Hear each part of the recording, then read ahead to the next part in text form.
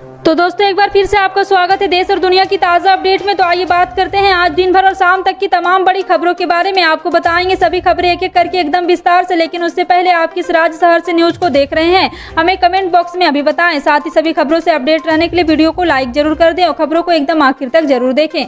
दोस्तों आज का लाइक टारगेट है 1000, आशा करते हैं आप इसे पूरा जरूर करेंगे। तो चलिए फिर फटाफट से लाइक करते हुए जान लेते हैं दिन भर की 25 बड़ी खबरों को।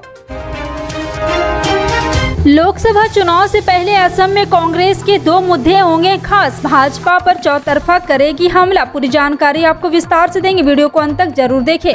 बता दें कि उदयपुर चिंतन शिविर से कांग्रेस के सूत्रों ने कहा है कि नागरिकता संशोधन अधिनियम का विरोध और 1985 के असम समझौते को अक्षरशः लागू करने की मांग लोकसभा चुनाव से पहले असम में कांग्रेस के मुख्य मुद्दे होंगे और जिसको लेकर के भाजपा का यहां से सुपड़ा साफ हो जाएगा।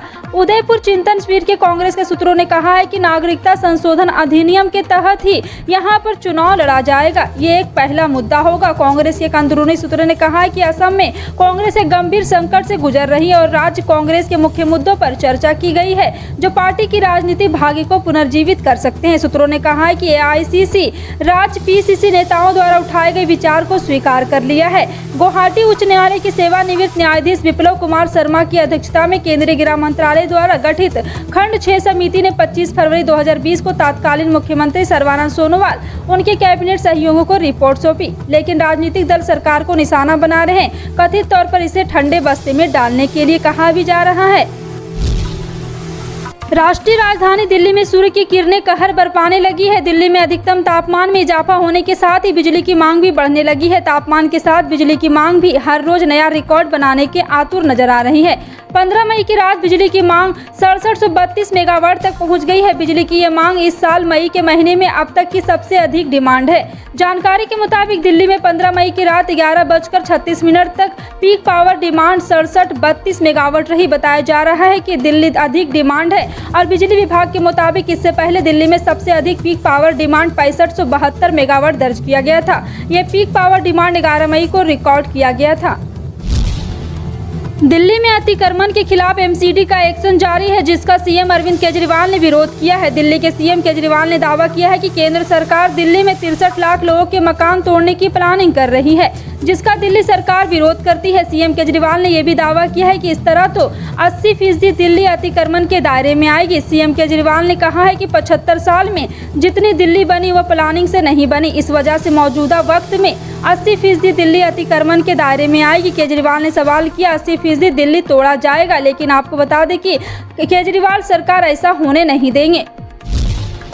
कश्मीरी पंडितों पर हो रहे हमलों को जम्मू कश्मीर के पूर्व सीएम फारूक अब्दुल्ला ने फिल्म कश्मीर फाइल से जोड़ा है। फारूक अब्दुल्ला ने कहा है कि अगर कश्मीरी पंडितों पर हो रहे हमले को रोकना है तो सरकार को कश्मीर फाइल फिल्म पर बैन लगाना चाहिए। फारूक अब्दुल्ला ने कहा है कि देश में मुस्लिमों के खिलाफ नफरत का माहौल है, यही कश्मीर मुस्लिम में जो गुस्सा है उसके पीछे की वजह है। बातचीत में कश्मीर फाइल फिल्म का जिक्र करते हुए फारूक अब्दुल्ला ने कहा है कि मैंने सरकार से कहा, क्या कश्मीर फाइल सच है? क्या मुसलमान पहले एक हिंदू को मारेगा, फिर उसका खून चावल में कर उसकी पत्नी से कहेगा तुम इसे खाओ? लेकिन आपको बता दें कि यह एक अलग ही अफवाह है। फारूक अब्दुल्ला ने आगे कहा, कश्मीर फाइल बेबुनियाद फिल्म है जिसे मुल्क में सिर्फ नफरत पैदा की है।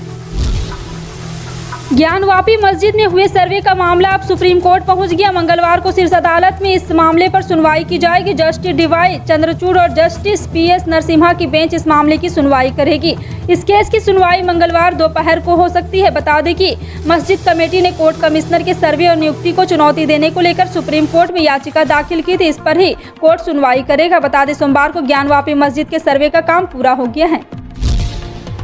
कोरोना वायरस ने पिछले 4 हफ्तों से जो चिंता बढ़ाई हुई है, अब उसमें कुछ राहत के संकेत मिल रहे हैं। दिल्ली एनसीआर समेत बाकी इलाकों में भी कोविड के नए मामले और मौत का आंकड़ा कम होता दिख रहा है।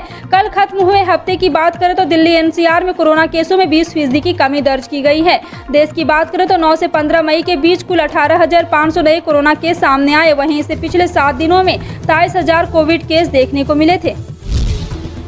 महाराष्ट्र के पूर्व मुख्यमंत्री देवेंद्र फडणवीस ने प्रदेश की उद्धव ठाकरे सरकार पर तीखा हमला बोला है। उन्होंने महाविकास अघाड़ी सरकार की तुलना बाबरी जैसे संरचना से की है। उन्होंने कहा है कि वो तब तक चैन से नहीं बैठेंगे जब तक आपकी सत्ता के बाबरी जैसे ढांचे के गिरा नहीं देता। उन्होंने मुंबई में पार्टी की महासंकल्प सभा में बीजेपी के अन्य कार्यकर्ताओं के साथ हनुमान चालीसा का जाप किया।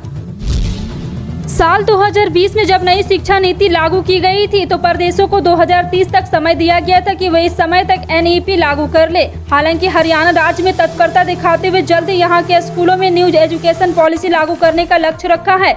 इसी स्पीड से काम हुआ तो हरियाणा के स्कूल में साल 2025 तक नई शिक्षा नीति लागू हो जाएगी। इसी क्रम में हरियाणा राज्य उच्च शिक्षा परिषद के नए कई बड़े बदलाव करने के लिए विशेषज्ञों की राय लेना शुरू कर दिया है। फिलहाल आपका इन सभी खबरों पर क्या कहना है, कमेंट सेक्शन में टाइप करके जरूर बताएं। पल पल की अपडेट जानने के लिए जुड़े रहें आप अपने हेडलाइंस न्यूज के साथ। मिलते हैं अगली बड़ी खबर में, तब तक के लिए जय हिंद।